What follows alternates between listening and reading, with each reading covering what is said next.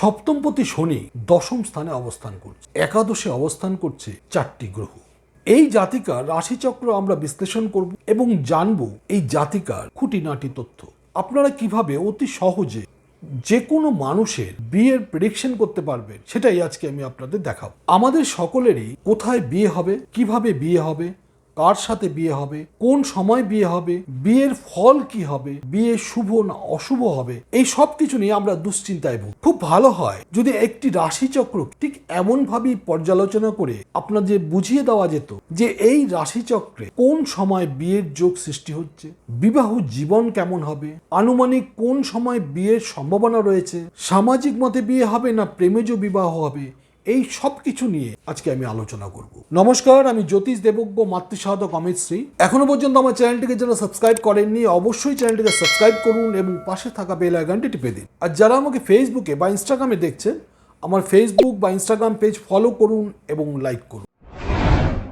আপনাদের জানিয়ে রাখি, আপনারা আমাকে ইতিমধ্যেই বেহালা এবং টালিগঞ্জে পাচ্ছেন। এবার আপনারা আমাকে পেয়ে যাবেন গড়িয়াহাটে ভাগ্যচক্রে প্রতি শুক্রবার সন্ধ্যা 6টা থেকে রাত 10টা পর্যন্ত। এছাড়াও প্রতি ইংরেজি মাসের প্রথম সপ্তাহে আপনারা আমাকে পাবেন খড়গপুরে। ব্যাঙ্গালোরের বন্ধুরা আমাকে প্রতি 3 মাস অন্তর একবার অবশ্যই পাবেন। স্ক্রিনে দেওয়া নম্বরে এখনই যোগাযোগ করুন এবং আপনার নাম নথিভুক্ত করুন।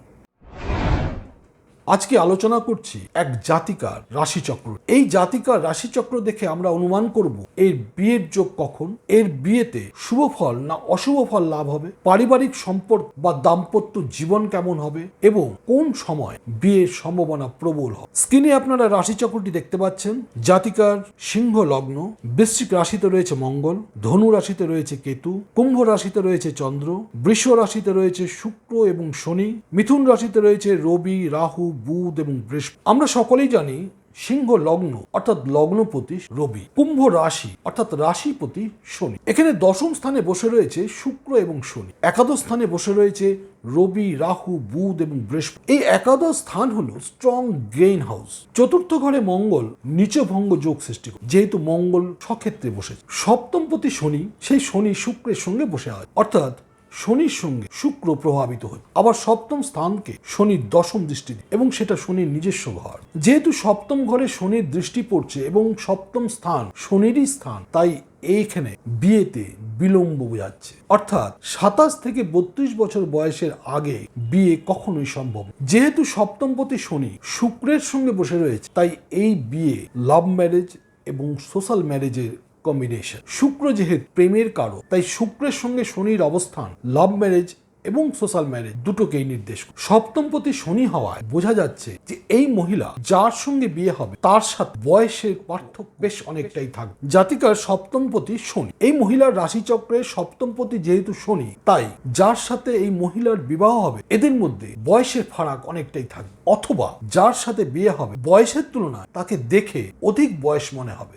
সপ্তমপতি শনি শুক্রযুক্ত হওয়ায় এবং দশমে অবস্থান করায় এদের প্রথমে জীবনের শুরুতে সম্পর্কে বাধা বা মানসিক দূরত্ব থাকতে পারে, কিন্তু ক্রমেই তা মিটে যাবে। শনি এবং শুক্রের এই কম্বিনেশন এদের দাম্পত্য সম্পর্ক ইগোর লড়াই চলবে।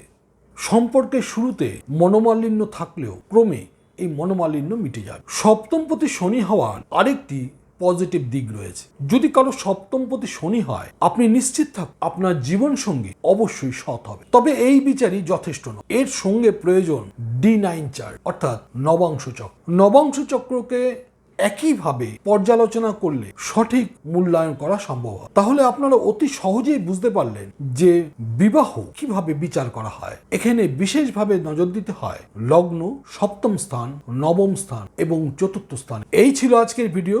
যদি ভিডিওটি ভালো লাগে অবশ্যই বন্ধু বান্ধব আত্মীয় স্বজন সকলের সঙ্গে শেয়ার। এখনো পর্যন্ত আমার চ্যানেলটিকে যারা সাবস্ক্রাইব করেননি অবশ্যই চ্যানেলটিকে সাবস্ক্রাইব করুন এবং পাশে থাকা বেল আইকনটি টিপে দিন। আমাকে যারা ফেসবুকে বা ইনস্টাগ্রামে দেখছেন আমার ফেসবুক বা ইনস্টাগ্রাম পেজ ফলো করুন, লাইক। আপনাদের রাশিচক্র সপ্তম স্থানে কোন গ্রহ আছে আমাকে কমেন্টস করে জানান। ভালো থাকবেন, সুস্থ থাকবেন। আবার দেখা হবে পরবর্তী ভিডিওতে। নমস্কার।